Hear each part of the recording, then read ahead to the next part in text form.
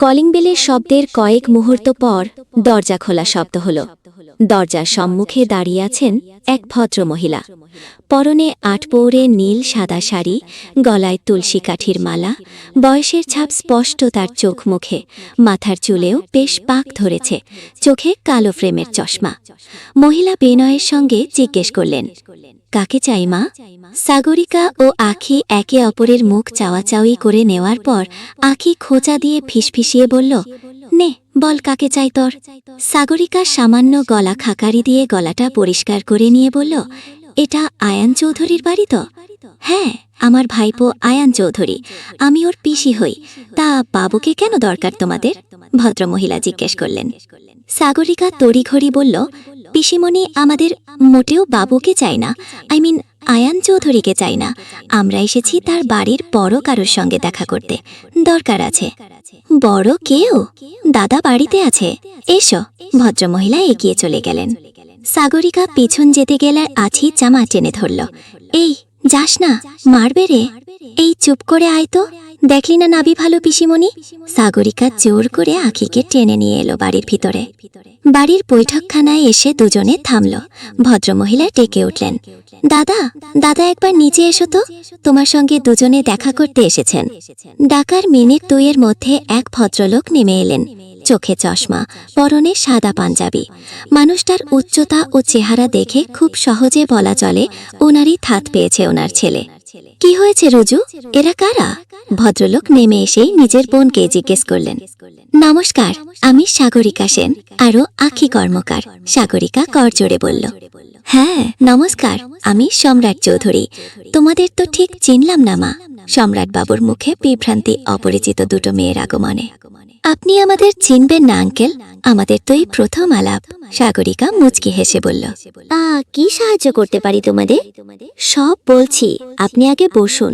বসো পিসিমণি। সাগরিকার কথায় সম্মতি জানিয়ে দুজনে বসে পড়ল। সাগরিকা মুখোমুখি বসল, আখি পাশে বসে পড়ল এবং মনে মনে ভগবানকে ডাকা শুরু করল। এবার বলো তো, আমার আসলে চিন্তা হচ্ছে। বাবু বললেন। সাগরিকা বলে উঠল, না না, চিন্তার কিছু নেই, শুধু একটু শাসন করলেই হবে। কাকে শাসন করব? রঞ্জিতা দেবী অর্থাৎ আয়ানের পিসি জিজ্ঞেস করলেন। ওই যে বাবুকে, মানে আয়ান চৌধুরীকে। সাগরিকা বিনা দ্বিধায় বলে ফেললেও আখি মাথায় হাত রেখে বসে পড়েছে। আয়ানকে শাসন করব?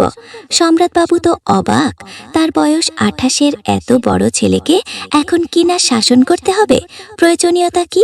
আর সে করেছেই বাকি। হ্যাঁ, শাসন করবেন।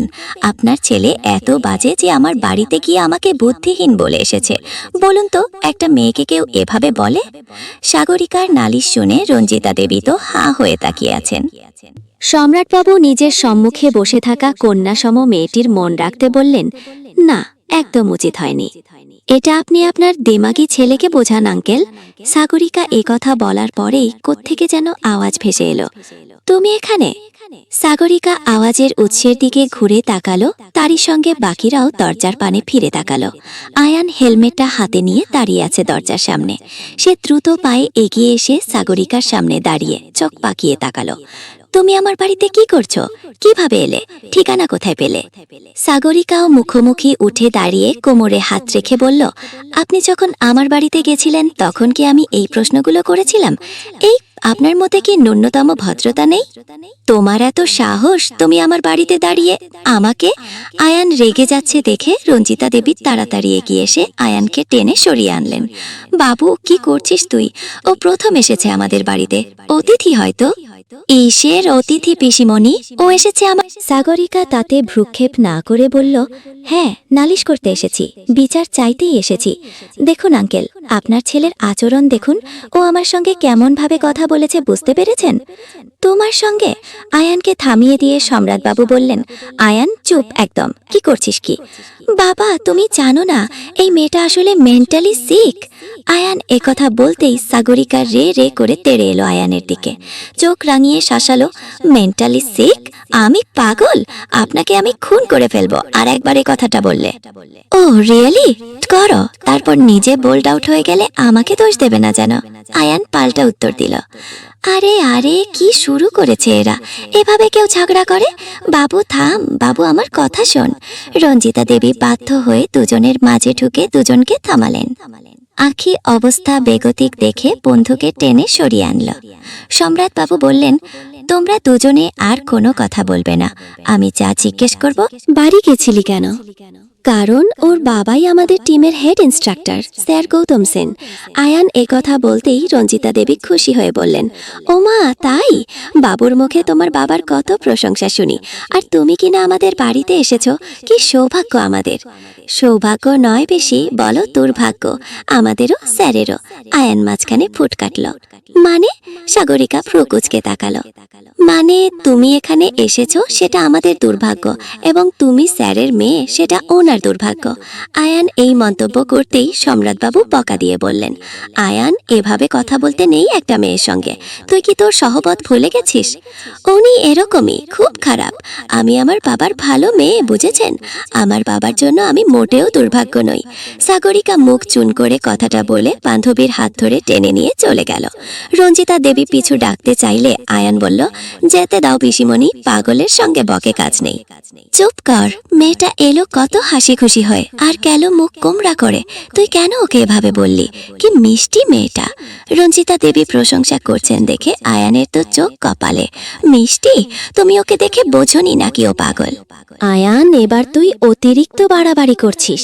তোর স্যারের মেয়ে হয়, সেটুকু সম্মান কর অন্তত। আর মেয়েটা মিষ্টি নয় তো কি? দেখতেই তো পাচ্ছিলাম সে কি সুন্দর কথা বলছিল, তুই এসে একদম সব ভেস্তে দিলি। সম্রাটবাবু ধমক দিলেন ছেলেকে। আমি ভেস্তে দিলাম? এই তোমাদের ওই পাগলকে এত পছন্দ হলো কি দেখে? আর ওকে ভালো লেগেছে তো রেখে নাও নিজেদের কাছে, আমি চললাম। আয়ান এগোতে রঞ্জিতা দেবী হাত টেনে ধরলেন। কোথায় যাবি তুই বাবু? কি ছেলে মানুষই করছিস? চলে যাচ্ছি আমি আমার কাজে, আর ফিরবো না। আয়ান অভিমানী গলায় বলল।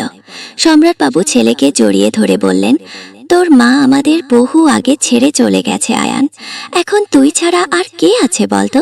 রাগ করবি আমাদের ওপর? ধর এসব বলো না, আমার ভালো লাগে না। আয়ান বসে পড়ল সোফায়। তুই তো বাচ্চাদের মতো রাগ করছিস। 18 মাস পর ফিরেও নাকি এখনই চলে যাবি?